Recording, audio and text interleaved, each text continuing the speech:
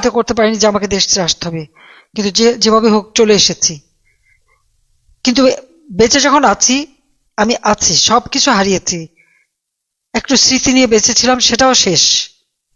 কিন্তু বাংলাদেশের জনগণ আছে, যে জনগণের জন্য আমার বাবা জীবন দিয়ে গেছেন, আমার মা জীবন দিয়ে গেছেন, আমার ভাইয়েরা জীবন দিয়ে গেছেন, আমার জীবন আমি কবুল করেছি আমার দেশের মানুষের জন্য, প্রয়োজন তাদের জন্য জীবন দেব।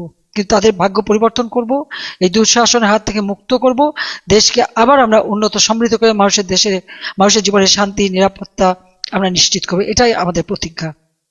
আজকেও যেমন প্রবাসে আমাকে সেই রিফিউজি হিসেবেই থাকতে হচ্ছে, কিন্তু আমি বিশ্বাস করি আমি ফিরে আসবো খুব তাড়াতাড়ি। কারণ দেশের মানুষের এই কষ্ট, এই দুঃশাসনের কবল থেকে দেশের মানুষকে মুক্ত করা, আজকে দেশের মানুষের যে অর্থনৈতিক কষ্ট, সেই কষ্ট দূর করা। তরুণ সমাজ আজকে কাজ পায় না, নারীদের উপর প্রতিনিয়ত অত্যাচার নির্যাতন চলছে, কিন্তু বিচার চাইতে পারে না। নারী শিশু বালিকা তারা ধর্ষিত হচ্ছে।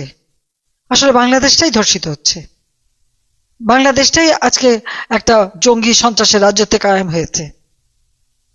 কাজে এই দুঃশাসন থেকে দেশকে মুক্ত করা, দেশের মানুষের ভাগ্য পরিবর্তন করে আবার মানুষের জীবনে শান্তি নিরাপত্তা ফিরিয়ে আনা, এটাই আমাদের হাসনাত আব্দুল্লাহ নিজেদেরকে মহাপণ্ডিত মনে করে এই ছেলেটা, কিন্তু প্রকৃত অর্থে সিটারদের যে একটা মহাপণ্ডিত আছে তাকে ওটা বলা যায়। এই হাসনাত আব্দুল্লাহ যখন খেজুরের বর্ণনা দিল, মনে হইলো ও যে এক পিস খাইছে সেটারও বর্ণনা ও দিচ্ছে। মনে করলাম ফেরেশতা আল্লাহর ওলি পাঠাই দিচ্ছে, আসমান থেকে নামছেন, ডাইরেক্ট নাজিল হয়েছে, কোনো বাধা বিঘ্ন ছিল না, আসমান সেট করে নেমে পড়ছে। এই বেচারার আরেকটু মনে করায় দেওয়া উচিত আমি মনে করি, যখন তারা ঢালাও ভাবে ঢাকা বিশ্ববিদ্যালয় সহ বিভিন্ন বিশ্ববিদ্যালয়ে ত্রাণ কালেকশন করলো। এই যে কালেকশন হইলো কোটি কোটি টাকা, কোটি কোটি টাকার সম্পদ, চিরামুড়ি অমুক তমুক এই সেই নানান কিছু, এগুলার হিসাব হাসনাত আব্দুল্লাহ দেয় নাই। এনসিপি বৈষম্য বিরোধী আন্দোলন কোনো বেটা দেয় নাই। এক কথায় নাহিদ ইসলাম, আসিফ মাহমুদ, সজীব ভুইয়া থেকে শুরু করে সার্জিস আলম, সামান্তা যা আছে সবাই এটার সাথে ইনভলভ, জড়িত।